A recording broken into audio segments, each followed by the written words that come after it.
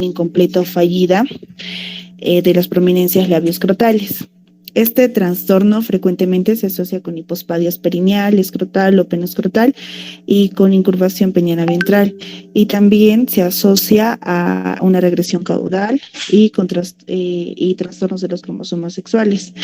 Es así que en la bibliografía que tomamos menciona que el 75% de los pacientes con transposición penoscrotal completa y escroto normal tienen una malformación urinaria significativa como agenesia y displasia renal. Y estos pacientes deben ser evaluados mediante ecografía renal y cisturetografía miccional. Y además se describen varias técnicas de escrotoplastía con el fin de liberar el pene del escroto y desarrollar colgajos cutáneos, reposicionar el escroto en una posición de declive y mover el pene a una ubicación superior. Cuando la transposición penoscrotal se asocia con lupospadias grave, la reparación de lipospadia suele llevarse a cabo mediante un colgajo en transversal del prepucio. De este modo, se reduce al mínimo el riesgo de desvascularización del colgajo prepucial y, bueno, se obtiene la corrección de la transposición penoscrotal. Y suele efectuarse en un segundo tiempo, es decir, 6 meses después del primer procedimiento. Si el pene es normal, se puede indicar la escrotoplastía cuando el niño ya tenga 6 a 12 meses. Y este procedimiento, como se ve en la imagen, es circunscribir las porciones superiores de cada mitad de la región vertical del escroto y extender estas incisiones en dirección lateral para incluir al menos la mitad del escroto, como se ve en la imagen 3, y las porciones mediales de la incisión se unen en la cara ventral del pene y se observa en la imagen 4, y la incisión se extiende a lo largo de la línea. Tengo miedo que venga más gente y me falte, pues. ¿Esto qué es? Pues como el Chocman. Ahora, el escroto bífido es una malformación caracterizada por una separación completa de los pliegues labioescrotales sin rafe mediano. Es así que esto se va a asociar en mayor frecuencia con hipospadias proximal, y la corrección quirúrgica suele llevarse a cabo durante la reparación de hipospadias, y la técnica es similar a la anterior. Y el escroto ectópico es una posición anormal de un hemiescroto en el canal inguinal. Esta es infrecuente y su localización puede ser suprainguinal, que esta forma es la más frecuente, subinguinal o perineal. Y esta malformación se asocia con criptorquidia, hernia inguinal y extrofia vesical. En una revisión, nos dice que el 70% de los niños con escroto ectópico suprainguinal tuvieron malformaciones de las vías urinarias superiores, tales como agenesia renal, displasia renal y uréter ectópico. Y, disculpe.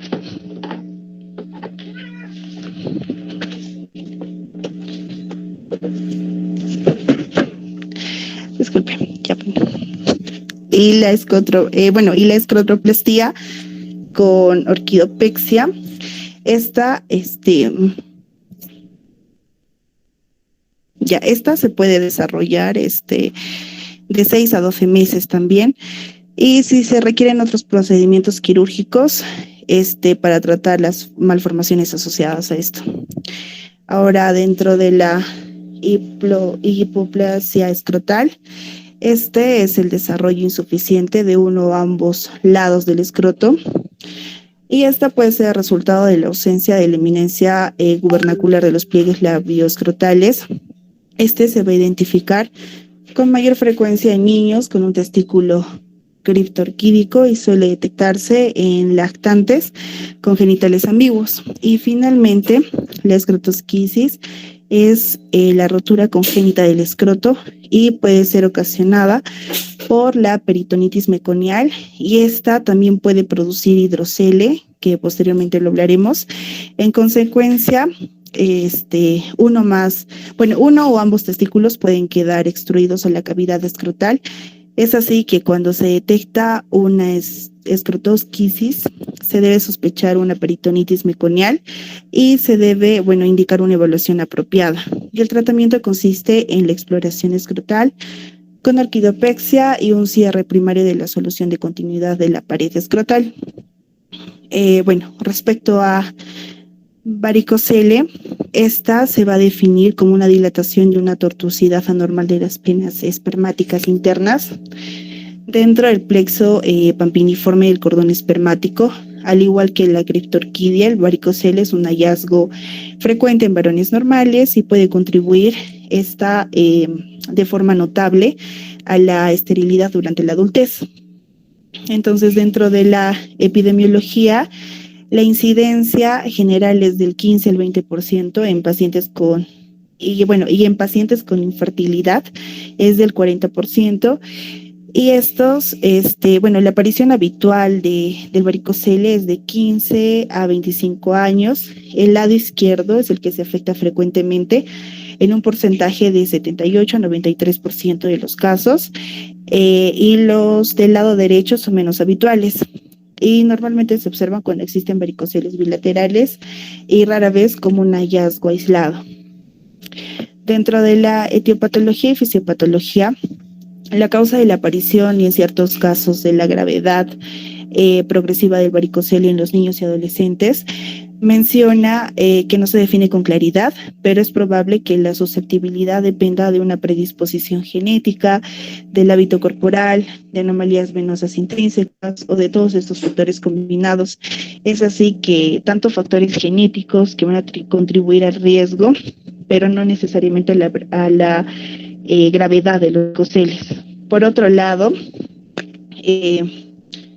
el proceso anatomopatológico subyacente se desconoce, pero se asume que está asociado con el ángulo único de la confluencia entre la vena espermática y la renal del lado izquierdo, que va a estar asociado con un aumento o mayor presión mayor presión hidrostática, produciendo una incompetencia valvular.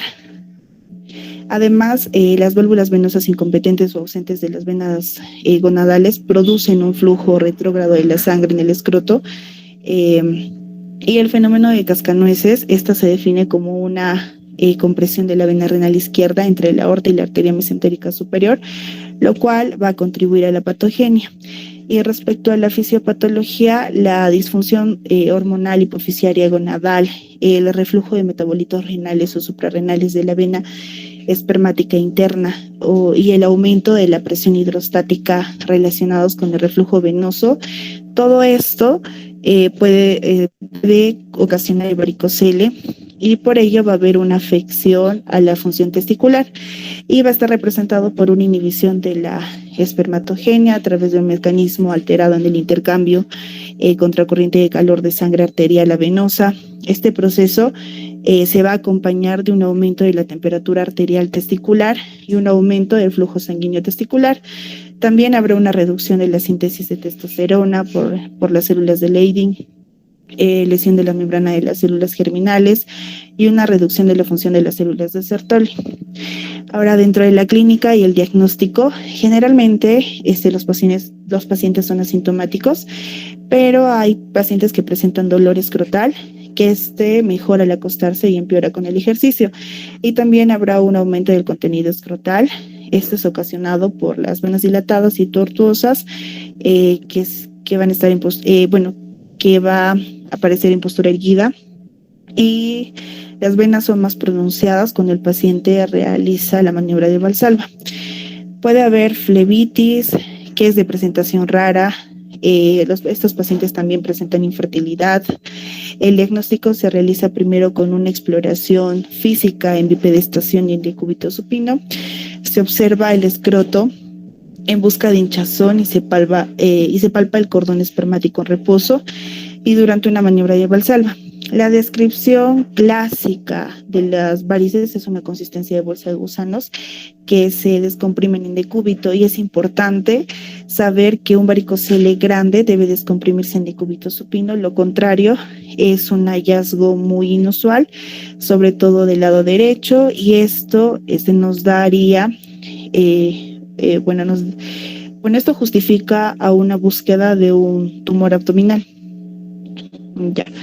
Luego del examen clínico se realiza 2 espermatogramas con un intervalo de por lo menos un mes y una ecografía Doppler del cordón espermático y del testículo. Y los criterios apropiados para diagnosticar el varicocele con ecografía Doppler, en el artículo que tomamos es que menciona que son controvertidos en adultos y la experiencia en población pediátrica y adolescente es limitada. Los criterios estandarizados en relación con el diámetro de la vena espermática, que debería ser menor a 3 milímetros, y la presencia de flujo retrógrado varían en los estudios en adultos, aunque si se combinan estos 2 criterios puede tener una mejor precisión diagnóstica. Es así que el diagnóstico se hace con 2 o 3 venas con un diámetro mayor a 3 milímetros con flujo retrógrado en Valsalva. Y podemos ver en esta ecografía donde se muestran venas con aspectos serpenteantes y hipoecoicas y dilatadas posteriores al testículo, y el flujo de sangre en un varicocele debemos recordar que es lento y se puede detectar solo con ajustes de Doppler en flujo bajo, la maniobra de Valsalva. Ahora, dentro de la clasificación, el sistema de grados utilizado por el varicocele lo divide en el grado 0, que es subclínico, y se visualiza con ecografía Doppler, pero no es palpable. El grado 1, que es palpable solo con maniobras de Valsalva. El grado 2, que es fácilmente palpable pero no visible. Y el grado 3, que es fácilmente visible. Ahora, existen varios sistemas de clasificación. También hay otro propuesto por Dubin y Alemar, y describe solo el varicocele clínico. Es así que presenta 3 grados: el grado 1, pequeño, moderado y grande, sucesivamente. El grado 1 es palpable solo con el paciente de pie y realizando la maniobra del Valsalva. El grado 2, el paciente debe estar en bipedestación y sin necesidad de la maniobra de Valsalva. Y el grado 3, el varicocele es visible a través de la piel escrotal. Y por último, la clasificación, puede haber otra clasificación que puede ser primario, que es de causa idiopática, o un varicocele secundario, que puede ser a un tumor renal o adenopatía sobre la vena espermática, puede ser a causa de un traumatismo pelviano o tumores de la pelvis, y también retroperitoneo. Ahora, dentro del tratamiento, los síntomas iniciales y leves se da tratamiento médico con analgésico y antiinflamatorios no esteroideos. En cuadros sintomáticos severos, o si el paciente desea tener hijos, la conducta a seguir es la corrección quirúrgica del varicocele, y las técnicas quirúrgicas son de abordaje peritoneal, puede ser de vía inguinal o una técnica laparoscópica. El objetivo de esto es detener el flujo retrógrado de la sangre venosa a través de las venas espermáticas internas. Es así que mediante un procedimiento menos invasivo, como una ligadura microquirúrgica inguinal o subinguinal, y por otro lado una ligadura suprainguinal mediante técnicas abiertas o laparoscópicas, en esta última técnica va a haber un número menor de venas a ligar, y los tratamientos pueden compararse en términos de índices de éxito esperados, y esto se refiere, por ejemplo, a que el paciente pueda tener hijos, el costo, los resultados. Por ejemplo, los resultados puede ser regreso al trabajo u otra actividad que tenía. Continuando con la exposición, vamos a hablar de lo que es la criptorquidia, en el cual vamos a ver que este término se refiere a la ausencia del testículo en la bolsa escrotal. Vamos a ver que esta anomalía genital es más frecuente en el varón y afecta aproximadamente al 1% de los niños de 1 año nacidos a término. La incidencia va a depender de la edad, ya que el descenso testicular desde el abdomen hasta el escroto se completa en el tercer trimestre del embarazo. Aproximadamente 1/3 de los prematuros tienen una criptorquidia, ¿no? Vamos a ver que se identifica que en el 1 al 4% de los recién nacidos de término, y en el 1 al 45% van a ser casos de pretérmino, ¿no? Vamos a ver que también se puede dar por causas multifactoriales, como por ejemplo lo que son factores gestacionales, ¿no? Lo que sería la obesidad materna, el parto por cesárea, el bajo peso al nacer y también la prematuridad está asociada a lo que es la criptorquidia. Vamos a ver también factores genéticos. Existe fuerte asociación con la genética. Dice que el 14% de los pacientes con criptorquidia tienen antecedentes familiares directos y un 4% de los padres de niños con criptorquidia y también de un 6 a un 10% tiene hermanos que tienen criptorquidia. Veremos también que hay factores ambientales. Se menciona que hay una posible explicación que sería la exposición durante la gestación a los llamados disruptores endocrinos, como por ejemplo los estrógenos sintéticos, pesticidas, surfactantes industriales y ciertos aditivos plásticos. También se menciona que la criptorquidia se asocia de forma frecuente a síndromes, ¿no? Como el de Prader-Willi, la trisonomía 13 y 18, y menos frecuente en lo que es el síndrome de Klinefelter y la trisonomía del 21. Siguiente, por favor.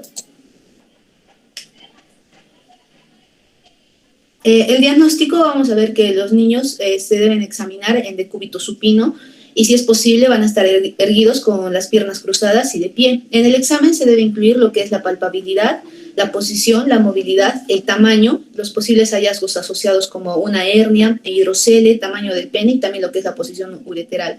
Se ha visto que la mayoría, de un 75 a un 80% de los testículos criptorquídicos es palpable y entre el 60 y el 70% es unilateral y más que todo es el compromiso del lado derecho, pero menos común en una serie de testículos no palpables, ¿no? Siguiente, por favor. En la clasificación vamos a ver que tenemos los testículos palpables y los testículos no palpables. En los palpables, estos pueden localizarse a lo largo de lo que es la línea de descenso normal, entre el abdomen y el escroto o en una posición ectópica. Los testículos no palpables van a ser hallazgos clínicos en la cirugía que incluyen una localización abdominal o trasinguinal, una atrofia completa y una localización extraabdominal, ¿no? También se van a clasificar según su localización, pueden ser intraabdominales. En la mayoría de las ocasiones el testículo se va a localizar a menos de 2 centímetros del orificio inguinal profundo, pero puede estar localizado en otros lugares como en el polo inferior renal, el retrovesical o en la pared abdominal.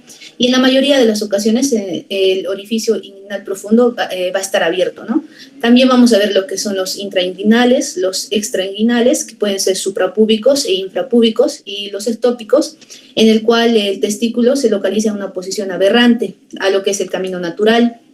La localización más frecuente va a estar entre la fascia de Scarpa y la fascia del oblicuo externo, por encima de lo que es el anillo inguinal externo. Otras localizaciones menos frecuentes que se mencionan son lo que es el femoral, el púbico y el perineal. Siguiente, por favor. Entre complicaciones vamos a ver que se puede dar la infertilidad. Como se sabe, el descenso testicular a la bolsa escrotal sí es necesario para que pueda existir una espermatogénesis normal, que va a requerir de la temperatura del testículo que está entre 2 a 3 grados centígrados, ¿no? A lo que es inferior a lo que es la temperatura corporal.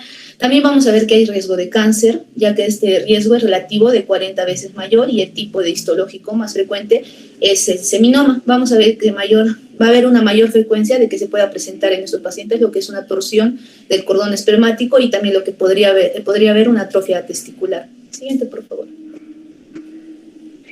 En el tratamiento vamos a ver que el testículo puede descender tras el nacimiento. También la primera actitud será expectante hasta los 12 meses de vida, ¿no? Porque también en este tiempo es en el cual puede descender recién el testículo. Vamos a ver que esto va a ser excepto en aquellos casos de criptorquidia bilateral asociada o no, o a otras malformaciones genitales, ¿no? Que van a requerir un estudio precoz para descartar alteraciones de lo que es el desarrollo sexual.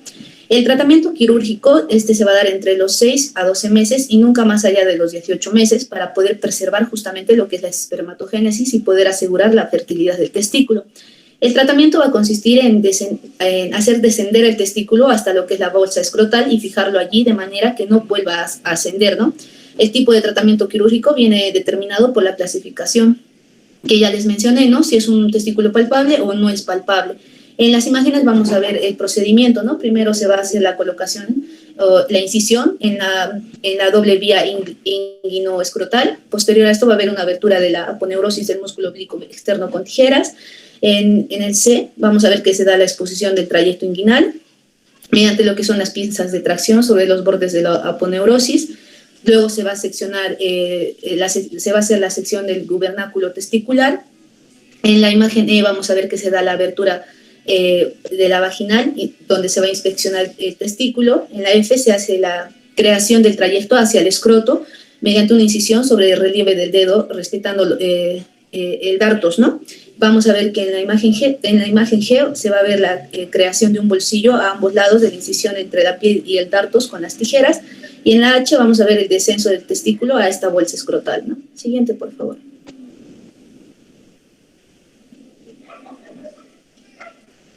Vamos a mencionar lo que es ahora un hidrocele. Siguiente. El hidrocele se va a dar por lo que es el aumento del volumen de uno o ambos semiescrotos por el acúmulo de un líquido seroso amarillento en la cavidad vaginal. Estos pueden ser congénitos o adquiridos. En el caso de los congénitos se van a caracterizar por la persistencia del conducto peritoneo vaginal, que puede cambiar de tamaño con los esfuerzos y la postura, ¿no? La mayoría se cierra antes del primer año de vida. En los adquiridos vamos a ver que pueden ser secundarios a traumatismos locales, a una orquitis epididimitis, a neoplasias testiculares o idiopáticas, y estos últimos van a ser los más frecuentes en los casos de adquiridos. Siguiente, por favor.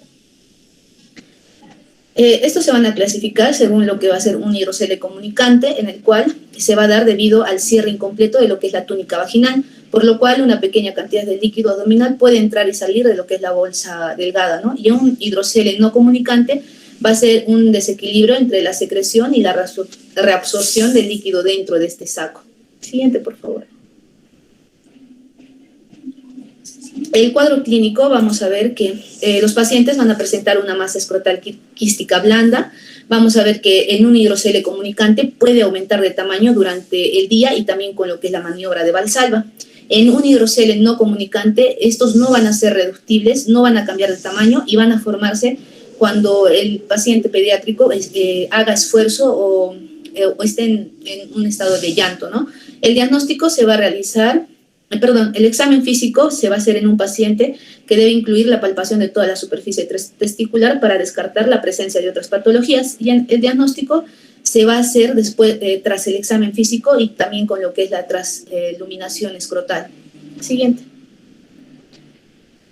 El tratamiento se van a dividir en lo que van a ser los congénitos y adquiridos, en el cual los congénitos se va a hacer un abordaje vía inguinal y se tiene que ligar el conducto peritoneovaginal. En el caso de los adquiridos, o en el cual este se considera del adulto, el abordaje es escrotal, transversal en el hemiescroto comprometido, y se va a realizar la resección de lo que es la túnica vaginal con eversión de la misma. Siguiente, por favor.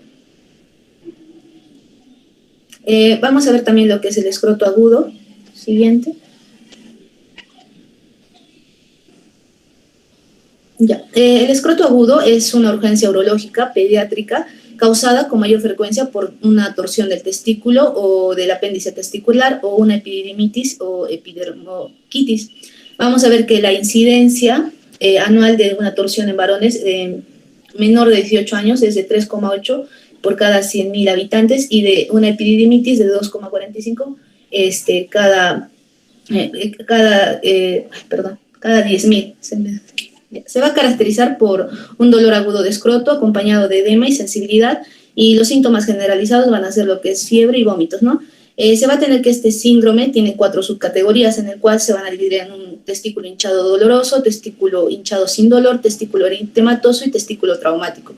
Dentro de lo que es los testículos hinchados dolorosos, vamos a ver que se van a presentar lo que es la torsión testicular, la torsión del apéndice testicular y la epididimitis y orquitis. En el testículo hinchado sin dolor están lo que son los hidroceles, los varicoceles, las espermatoceles, malignidad testicular. En el testículo eritematoso vamos a ver que está el edema escrotal, idiopático, el absceso escrotal y la gangrena de Fournier. En testículo traumático van a ser debido a lesiones traumáticas que incluyen lesiones contusas, lesiones penetrantes, quemaduras, mordeduras y abulsiones. Siguiente, por favor. Vamos a ver que el diagnóstico diferencial del escroto agudo, en el cual los más importantes que se van a mencionar van a ser lo que es la torsión testicular, la torsión del apéndice testicular y la epididimitis orquitis. La edad va a ser importante porque la torsión testicular se va a dar en lo que es neonatos y en pospuberales, ¿no?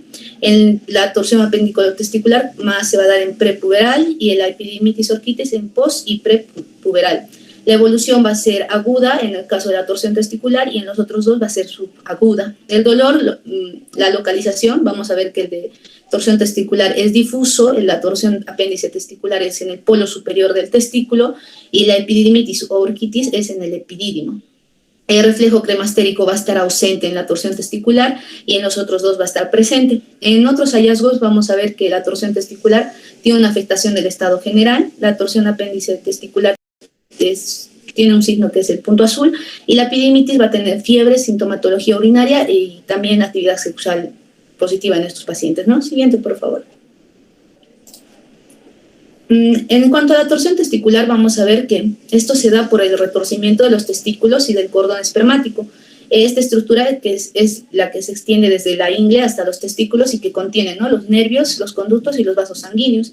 La torsión va a provocar una disminución del flujo de sangre hacia los testículos y los estrangula al no permitir la llegada de oxígeno y nutrientes, ¿no? Esto es lo que van a dar ese llamado signo del punto azul. La clínica vamos a ver que es un dolor intenso de aparición brusca, irradiado o no al hipogastrio, en la pubis o la región inguinal ipsilateral. En los síntomas van a ser generales como náuseas o vómitos, sin fiebre ni síntomas del tracto urinario inferior irritativos. Vamos a ver que hay una congestión venosa y posteriormente se va a dar la interrupción de lo que es el flujo arterial. En último término, se produce un infarto hemorrágico de la totalidad del testículo y al cabo de 4 a 6 horas de ausencia de flujo sanguíneo puede quedar anulado la espermatogénesis del testículo afectado. Siguiente, por favor. En el examen físico vamos a ver lo que es el reflejo cremastérico anormal. Ante la caricia del muslo medial hay una elevación del testículo. Si está ausente o anormal es muy probable la torsión y si está presente es menos probable de torsión, pero no de descartar este diagnóstico, ¿no? Vamos a ver también la rotación anterior del epidídimo, que es muy específico de esta patología. Vamos a ver la posición elevada y transversal del testículo. Si tiene posición normal es poco probable que tenga, ¿no? La marcha de ancha base, en estos pacientes van a intentar evitar el contacto de la pierna con el escroto sensible. Y en la torsión perinatal es posible que el lado contralateral también pueda estar retorcido sin que haya en ese lado evidencia o hallazgos anormales en el examen clínico. El diagnóstico se va a hacer mediante lo que sería la clínica y el examen físico, una ecografía Doppler a color y una gramografía, ¿no? Siguiente, por favor. El tratamiento, vamos a ver que el procedimiento va a ser lo que es la distorsión manual. En las indicaciones dice que para niños y adolescentes, mientras espera la atención quirúrgica de emergencia para aumentar la probabilidad de salvar el testículo, ¿no? Vamos a ver que el procedimiento es primero la sedación, analgesia adecuada. El 2 va a ser que se sujete el testículo y girarlo dentro del escroto hacia el muslo, medial a lateral, 1 o 2 vueltas completas de 360 grados. El resultado va a ser que va a haber un alivio inmediato del dolor en la posición inferior del testículo, en el escroto, y el retorno del flujo arterial en la ecografía Doppler va a sugerir que hay una distorsión. Si la ecografía Doppler no está disponible rápidamente, también se puede utilizar un estetoscopio Doppler para detectar el retorno de las pulsaciones arteriales en el testículo afectado. Si no hay alivio o el dolor empeora, intente girar el testículo en la dirección opuesta, ¿no? De lateral a medial ya también. Vamos a ver que preparar al paciente para la exploración quirúrgica y la orquiopexia se debe realizar una consulta urológica inmediata para todos los pacientes. Esto es viable dependiendo del tiempo. La detorsión de 4 a 6 horas tiene una viabilidad del 97 al 100%, la distorsión después de las 12 horas tiene una viabilidad del 20 al 61%, y la distorsión después de las 24 horas va a tener una viabilidad del 0 al 24%. Si es viable, vamos a tener que la distorsión quirúrgica y la fijación va a ser la orquiopexia de ambos testículos, ¿no? Y si no es viable, va a haber una orquiectomía. Siguiente, por favor. La torsión del apéndice testicular, vamos a ver que estos apéndices son estructuras vestigiales, pediculadas, susceptibles a sufrir una torsión. como tenemos en los apéndices testiculares, en el polo superior del testículo, también el apéndice epidemario que se va a dar en la cabeza del epidídimo.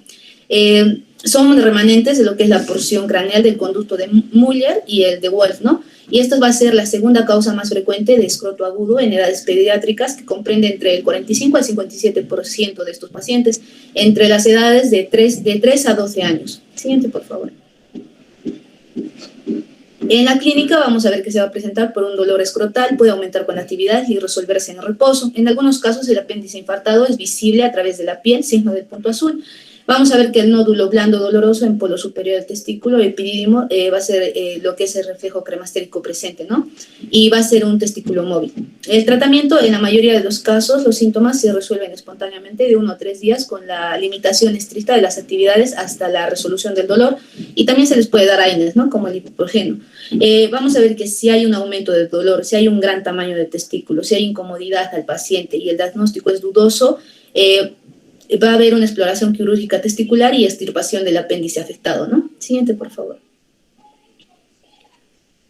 Ya, otro, vamos a ver lo que es la orquioepididimitis, en el cual vamos a ver que esto se da por la inflamación aguda o crónica del epidídimo, aunque puede afectar también al conducto deferente, como lo que puede ser una deferentitis, y al testículo o una orquioepididimitis, ¿no? La cosa más común va a ser entre un 80-90% de los casos de escroto agudo en pacientes mayores de 18 años. En el grupo de varones sexualmente activos y menores de 35 años suele estar causada por microorganismos transmitidos por vía sexual de origen ureteral, como Neisseria gonorrea o clamidia, ¿no?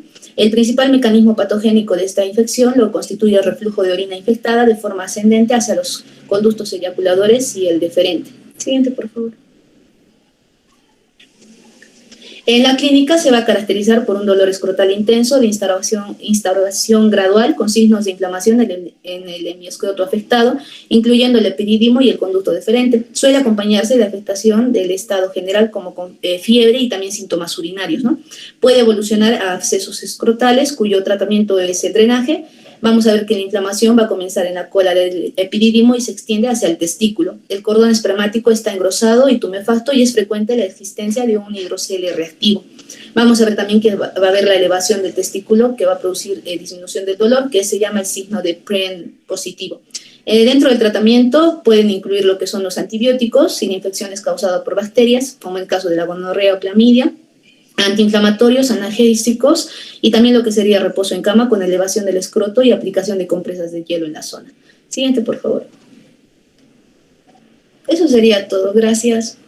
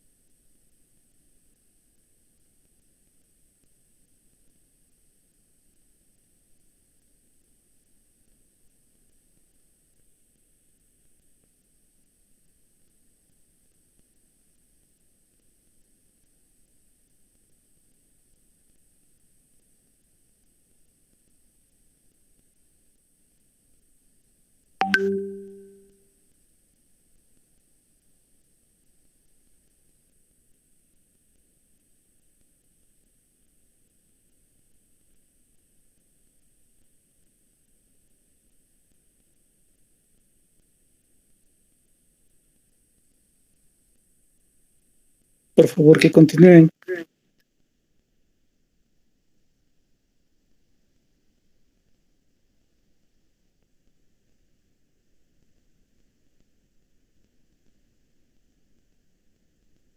Ya, doctor, buenas tardes, compañeros todos. Ahora vamos a hablar sobre las infecciones y las anomalías congénitas. Siguiente, por favor. Bueno, dentro de las anomalías, vamos a ver que van a representar aproximadamente el 20 al 30% de todas las alteraciones identificadas en el periodo prenatal. Vamos a ver que estas van a englobar un amplio grupo de trastornos que se van a originar principalmente por un defecto en el desarrollo del aparato urinario y en diferentes niveles. Vamos a ver primero las malformaciones del parénquima renal que van a aparecer por un fallo en el desarrollo normal de la nefrona y van a dar como resultado la displasia, la hipoplasia, la acnesia renal, la disnesia tubulorenal y las enfermedades quísticas.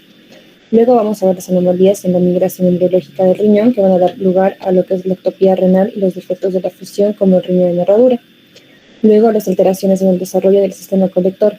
Estas van a conllevar anomalías de la pelvis renal como la obstrucción de la unión pielo-ureteral, el uréter como el meguréter primario, el uréter ectópico, el uretelocele o el reflujo vesíco-ureteral. Y también vamos a ver que hay factores ambientales que intervienen, ¿no? Como pueden ser la exposición prenatal a teratrógenos, también pueden alterar la morfogénesis renal y van a dar resultados a estas anomalías. Siguiente, por favor. Bueno, para hablar de todas las anomalías, vamos a ver un poco lo que es la embriología normal de nosotros, ¿no? Entonces vamos a ver que el desarrollo embriológico normal va a ocurrir en 3 etapas, lo que es los pronefros, los mesonefros y los metanefros. Dentro de los pronefros vamos a ver que el sistema transitorio rudimentario no va es nada funcional. Y va a comenzar en lo que es la 4ª semana de la embriogénesis, o sea, el día 22. Y desaparece al final de la 4ª semana, más o menos en el día 28. Vamos a ver que la degeneración de los pronefros van a ser necesarios para el desarrollo normal de los riñones. Después de estos vienen los mesonefros, que van a estar derivados del mesodermo intermedio y van en el día 26, en la 5ª semana de la embriogénesis, ¿no? Y vamos a ver que finalmente estos se van a fusionar con la cloaca y van a contribuir a lo que es la formación de la vejiga, y en el varón vamos a ver que el sistema genital se va a derivar de los conductos mesonéfricos y algunos túbulos. Y finalmente vamos a ver los metanefros, que van a ser los que están compuestos por el mesenquima metanéfrico y el epitelio de la yema ureteral. Vamos a ver que es la última etapa del desarrollo renal y va a formar el riñón permanentemente, ¿no? A partir de la 5ª semana de edad, y va a comenzar a funcionar entre la 6ª y la 10ª semana. Y la producción de orina va a comenzar a la 9ª semana de la edad embrionaria. Vamos a ver que estos metanefros se van a ubicar inicialmente en la pelvis frente a los somitas sacros y van a migrar desde su posición caudal, alcanzando una ubicación permanente en la región lumbar en la 8ª semana de la embriogénesis. Siguiente, por favor. Bueno, en la epidemiología vamos a ver que estas anomalías se presentan en 3 a 6 mil nacidos vivos y van a ser responsables del 34 a 59% de la enfermedad renal crónica y del 31% de los casos de enfermedad renal terminal. La anomalía más frecuente vamos a ver que es la hidronefrosis, es decir, la dilatación del tracto urinario superior. Dentro de las malformaciones del parénquima renal vamos a ver que se van a dar como resultado de una falla en el desarrollo normal de las nefronas, como se puede observar en la displasia renal, en la acnesia renal, en la disnesia y en la displasia quística. Vamos a ver que dentro de su patología y de su patogenia vamos a ver que tienen distintos factores, no puede ser multifactorial y van a estar implicados los que son los factores genéticos y también los factores ambientales. Dentro de los factores genéticos vamos a ver los distintos genes que pueden originar lo que es la displasia renal, y que esos también van a estar asociados a distintos síndromes, y también enfermedades poliquísticas renales que van a estar relacionados con mutaciones en el gen PKD. Y dentro de los factores ambientales vamos a ver la exposición a los agentes teratogénicos, como ya mencioné al comienzo, y deficiencias de ciertos nutrientes. También vamos a saber que la administración prenatal de IECAS y los bloqueadores de los receptores de la angiotensina 2 van a estar relacionados con lo que es la hiperplasia yuxtaglomerular. Siguiente. Bueno, ahora vamos a ver la hipoplasia renal. En esta se van a observar un menor número de cálices y nefronas, pero sin componentes displásicos ni embrionarios. O sea, el riñón va a estar estructuralmente normal, a diferencia de la displasia renal. Se desconoce aún la causa de la hipoplasia renal y se cree que los determinantes genéticos van a desempeñar un papel importante, ¿no? En el diagnóstico de hipoplasia se va a establecer cuando coexisten los siguientes criterios. Vamos a ver la reducción del tamaño renal, luego dos desviaciones estándar de la medida según la edad y la expresión del daño renal con ácido dimercaptosinoico. Siguiente, por favor. Displasia renal. Esta se va a caracterizar principalmente por la presencia de elementos de tejido renal malformados. Si aparecen quistes, se va a denominar lo que es la displasia quística. Y si hay una preponderancia de quistes, va a ser una displasia multiquística. Entonces, en ocasiones el resultado va a ser un estadio involucrado del riñón multiquístico. Vamos a ver que los riñones displásticos pueden ser funcionales o también pueden estar anulados. Y la displasia renal puede ser unia bilateral y su prevalencia va a ser de 2 a 4 en nacidos. Dentro de la presentación y los hallazgos clínicos, vamos a ver que la displasia renal se puede descubrir durante la detección prenatal de rutina o también después del nacimiento cuando se realiza una ecografía renal en un bebé dismórfico, ¿no? Dentro de las características de la ecografía renal se incluyen lo que es la ecogenicidad aumentada como resultado de tejido parenquimatoso renal anormal y también la diferenciación córtico-medular deficiente y los quistes parenquimatosos. Siguiente, por favor. Dentro de la displasia multiquística, vamos a ver que primero es importante distinguir entre un multiquístico y también un poliquístico, ya que el riñón multiquístico se va a referir a una enfermedad displásica y la poliquistosis renal va a ser una afección que va a incluir varias enfermedades, todas con nefronas normales y sin displasia.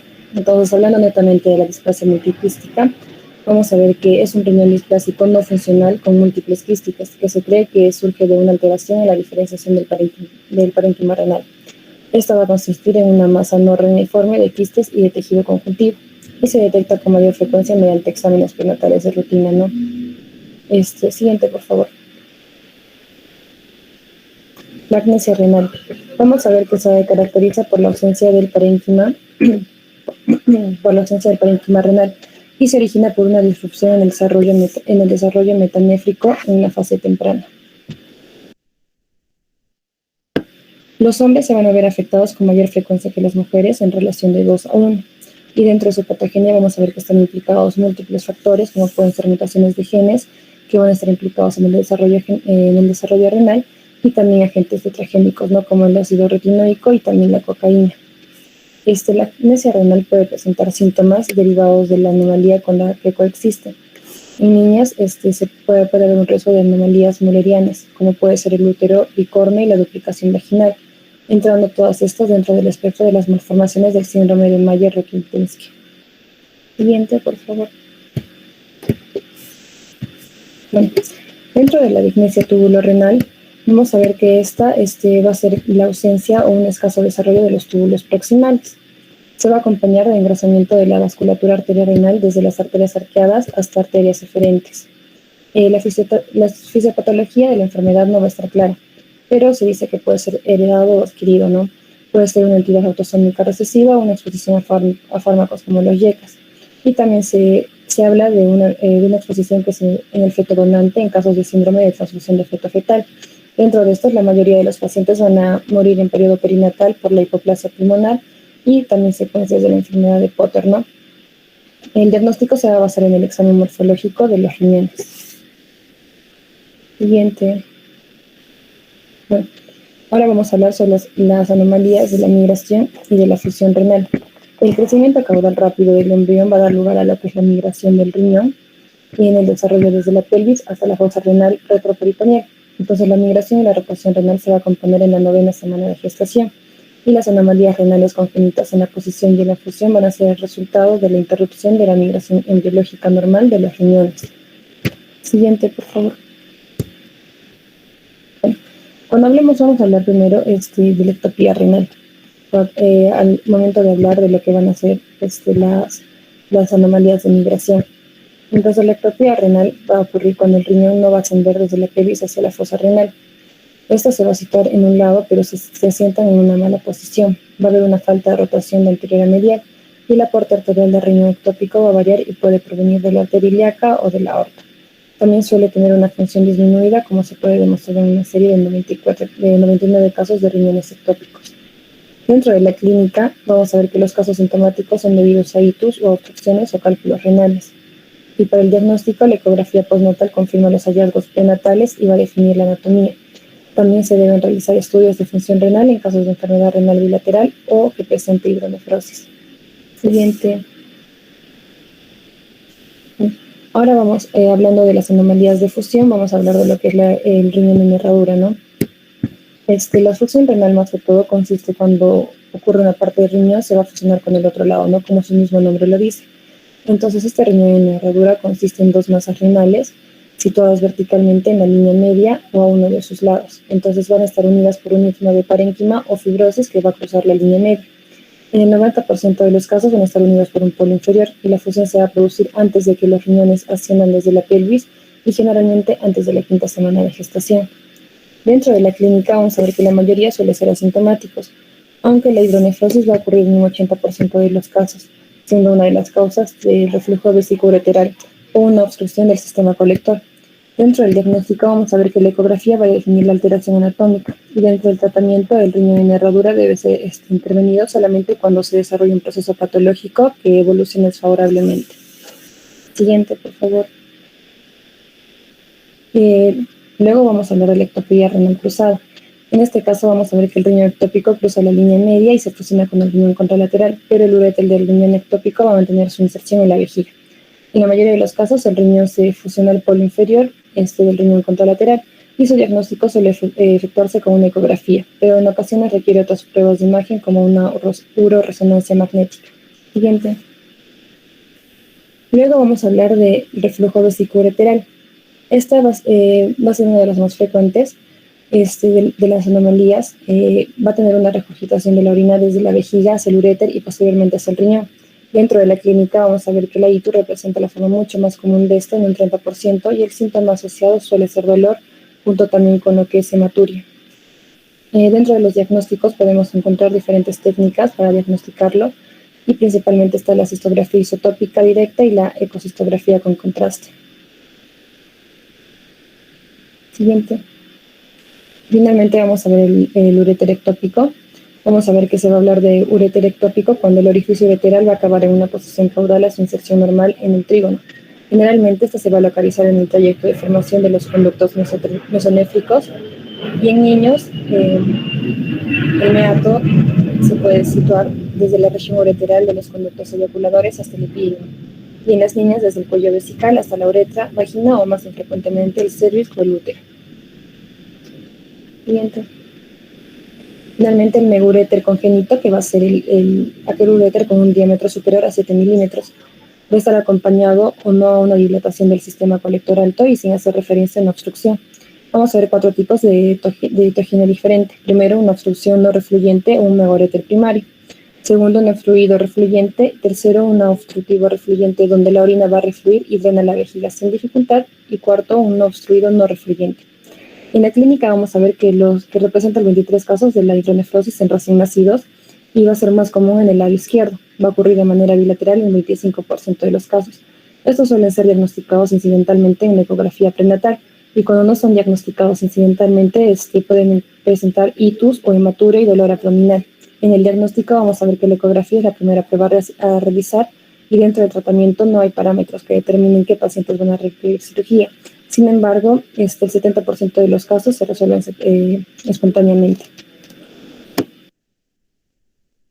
El ureterocele va a ser el resultado de la dilatación quística del segmento terminal intravesical del uréter. Va a ser una de las formas más frecuentes que presentan una ITU en los primeros meses de vida. En la clínica vamos a ver que es más frecuente la presentación de una ITU en los primeros meses de vida y otros no son detectados, son detectados incidentalmente en una ecografía prenatal. Estos también se detectan con una masa abdominal palpable secundaria, una obstrucción renal, y la obstrucción ureteral es rara. Una de sus causas más frecuentes suele ser esta. Dentro del diagnóstico vamos a ver que la primera prueba a efectuar va a ser una ecografía que va a mostrar una masa quística intravesical bien definida, y se puede ver también un uréter proximal dilatado. El tratamiento va a depender del tipo de ureterocele que presenten, ¿no? Y del modo de presentación. La mayoría de los pacientes precisan cirugía. Sin embargo, hay una opción terapéutica que es la punción endoscópica, un 90% de éxito en los ureteroceles intravesicales y un 50% en los ectópicos. Ahora vamos a continuar con la infección del tracto urinario pediátrico. vamos a ver que esta se va a definir como el crecimiento de microorganismos en orina recogida de forma estéril en un paciente que tenga síntomas clínicos. En caso de que este paciente no tenga o no haya síntomas y también el urocultivo sea negativo, a esto se le va a diferenciar o se le llama bacteriuria asintomática. Entonces, dentro de la clasificación hay un hito recurrente y un hito atípico. El recurrente es cuando 2 o más episodios de hito alta se van a volverse a dar, ¿no? Van a repetirse. O si es que se va a darse un hito alto y después va a ser seguido de un hito bajo. O también se le llama hito recurrente cuando van a ser 3 o más episodios de hitos bajos en un año. Mientras la típica va a ser la persistencia de fiebre por 48 horas después de que éste haya recibido una antibiótico-terapia adecuada, en la cual también puede desarrollar sepsis, y el aislamiento no va a ser de la bacteria que principalmente causa la citus, sino tiene que ser diferente a la E. coli. En la epidemiología, el 8 a 10% de niñas son los que sufren, ¿no?, de esta citus, y en los niños se va a darse de 2 al 3%. Entonces, una itus sintomática es más frecuente en los varones, que van a ser menor a los 3 meses de edad. Y esto va a ir progresando en las niñas y va a ser mucho más alto cuando estos tengan un año de vida. En cuanto a la prevalencia, de acuerdo a la raza, hay varios estudios que muestran que una mayor prevalencia va a haber en asiáticos. Y después de estos van a ser los de raza blanca e hispanos. Y por último, los afroamericanos. En sus factores de riesgo, se consideran factores de riesgo para presentar tanto las anomalías del tracto urinario, las uropatías obstructivas, y en caso ya sean adolescentes, un factor de riesgo sería la actividad sexual. En su etiología hemos visto, ¿no?, que la vía habitual de llegada de estos microorganismos al aparato urinario es la vía ascendente. Entonces, esto se va a darse a partir de gérmenes del intestino que van a colonizar tanto la uretra o la zona perineal, y la que va a tener más prevalencia es la E. coli de 60 a 80%. También la proteus mirabilis de 6 a 10%, y es más bajo la Klebsiella pneumoniae hasta un 5%.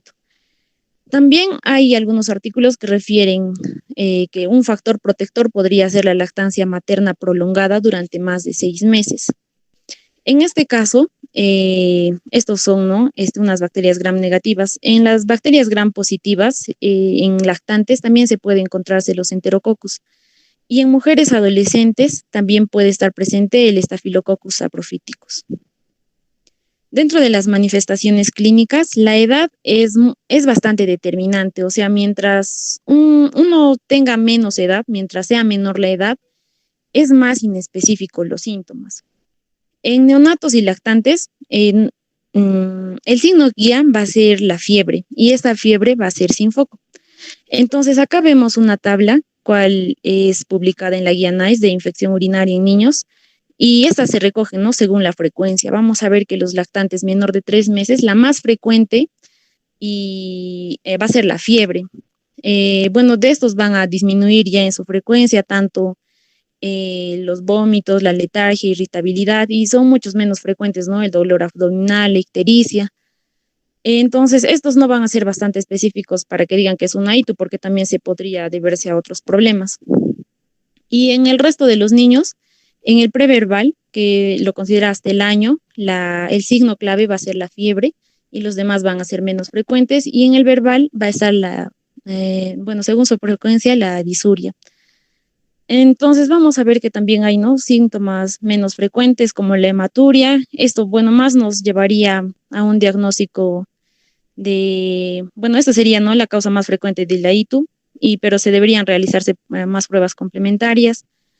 O si es que hubiera fiebre más un dolor en la fosa renal, y tendríamos que estar asociando más o menos a una pielonefritis, pero en la cual deberíamos estar haciendo más exámenes. En el diagnóstico, vamos a ver que hay bastantes métodos de recolección, ¿no?, pero esto se tiene que hacer previo a una instauración del tratamiento antibiótico. Para los métodos de recogida, dice que las muestras pueden ser contaminadas muy fácilmente por microorganismos que estos procedan tanto del área genital y perineal. y estas nos podrían dar falsos positivos. Entonces, en los niños que van a tener control de esfínteres, la recogida de orina generalmente, o bueno, lo que se sugiere es que sea por la técnica. Ay, un ratito, por favor. Ya, lo que se sugiere es que sea por la técnica de chorro medio, o sea que la orina se tome a mitad de la micción. Pero esta, como estamos viendo en la primera imagen, no tiene que ser se tiene que hacerse previa a una higiene genital. En caso del varón se tiene que hacer una retracción del prepucio y en caso de las niñas se tiene que hacer una separación de los labios mayores. Y este método pues es recomendado porque tiene una sensibilidad y una especificidad superior al 75%. La indicación pues son, ¿no?, todos aquellos niños que tienen los esfínteres, bueno, que puedan controlar los esfínteres. Ahora vamos a ver que hay niños que no pueden contener, bueno, los demás, ¿no?, que vienen desde la bolsa adhesiva, cateterismo vesical y la punción suprapúbica, estos van a ser para los niños que no controlan los esfínteres. Entonces, en la bolsa adhesiva vamos a ver que esta no es invasiva, como estamos viendo en la segunda imagen. Esta es bastante sencilla de tomar. Lo malo de esta es que tiene tasa muy alta de contaminación, es mayor del 50%. Pero esta prueba mayormente nos ayudaría a que hagamos algún sedimento urinario, pero no para hacer un urocultivo. Bueno, ya hemos visto, ¿no?, que estas son indicaciones para los niños no continentes, igual que el cateterismo vesical. Esta es bastante sensible y específica, pero es invasiva, en la cual, bueno, vamos a pasar a la punción suprapúbica. Esta es la técnica de referencia. Este es bastante invasivo. Esto generalmente se va a solicitar en aquellos pacientes no continentes, en neonatos, y bueno, esto necesita mucho dominio del que lo va a realizarlo. Entonces vamos a ver que para el diagnóstico bastante nos va a ayudar el urocultivo. Entonces el urocultivo lo vamos a poderlo ver en la primera columna, ¿no?, que para un chorro miccional limpio necesitamos más de 100.000 unidades formadoras de colonias por mililitro de germen. En una bolsa adhesiva, igualmente, necesitamos mayor o igual a 100.000 unidades formadoras de colonia. En un cateterismo vesical, esta va a ser pues mucha menor porque va a ser un poco más limpia, podríamos decir. Acá necesitamos más de 10.000, pero menos de 50.000 unidades formadoras de colonia. Y en la punción suprapúbica se supone que acá estamos entrando netamente al área estéril. Entonces, en acá cualquier crecimiento de germen, sea gran positivo o gran negativo, pues ya es un urocultivo positivo. Entonces, no solamente se utiliza, ¿no?, el urocultivo, también vamos a tener la tira reactiva. En la tira reactiva vamos a ver que se va a medirse tanto bueno, tiene utilidad para el diagnóstico, porque acá lo que se va a medir es la positividad de los nitritos. Y también de la esterasa leucocitaria. Vamos a ver que si la presencia combinada tanto de nitritos y de la esterasa leucocitaria son positivos, pues esta va a ser una ITU muy probable, en la cual se necesita dar tratamiento con antibióticos. En cambio, si estos dos, nitrito y la esterasa leucocitaria, son negativos, pues totalmente excluyente de una ITU. Y si es que uno de ellos es positivo o uno de ellos es negativo, pues podría ser probable. Para el tratamiento, nos dicen, ¿no?, que el inicio del tratamiento se debe de darse prioritariamente en aquellos niños con diagnóstico de presunción de ITU y que éstas hayan sido empíricamente tratados. La vía de administración, generalmente o la de habitualmente, se debería hacer la de vía oral y se va a elegir la vía parenteral inicialmente en los niños con afectación del estado general, que esta sea importante. Ahora, en la duración del tratamiento, cuando las ITUs son febriles, el tratamiento puede llegar hasta las 2 semanas, pero en los niños que tengan ITU con infección urinaria afebril o que estas sean de vías bajas, bueno, las pautas van a ser cortas, hasta menos de 1 semana de duración. En los fármacos de elección, tanto en la etiología, ¿no?, hemos visto que estos van a venir de las enterobacterias. Entonces el espectro tiene que cubrir a estas bacterias y esta tiene que ser basada en los resultados tanto del urocultivo y de su sensibilidad en el antibiograma. Acá hay una tabla que nos propone de los fármacos más utilizados y de la dosis que, bueno, principalmente, ¿no? En la vía parenteral para los pacientes que están más inestables sería cefotaxima, ceftriaxona, la tobramicina, gentamicina y la ampicilina. Mientras en vía oral, que va a ser la más utilizada, estaría la cefixima, el ceftibureno, el cefaclor, la fosfomicina y la combinación de la amoxicilina con ácido clavulánico, la nitrofurantoína y también el trimetoprim con el sulfametoxazol. Acá vemos sus dosis respectivas y eso sería todo. Muchas gracias. Muy bien, muchachos. ¿Alguna pregunta, por favor, de los dos temas que les haya quedado alguna duda?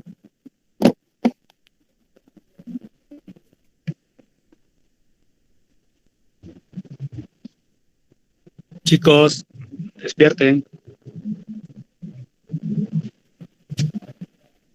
Sí, estamos despiertos, doctor. Estamos aquí, doctor. ¿Ya alguna duda, muchachos? La verdad está muy bien las exposiciones, tienen buen contenido. A los compañeros, si tienen alguna duda, por favor háganmelo llegar para poder absolverlas, ¿no?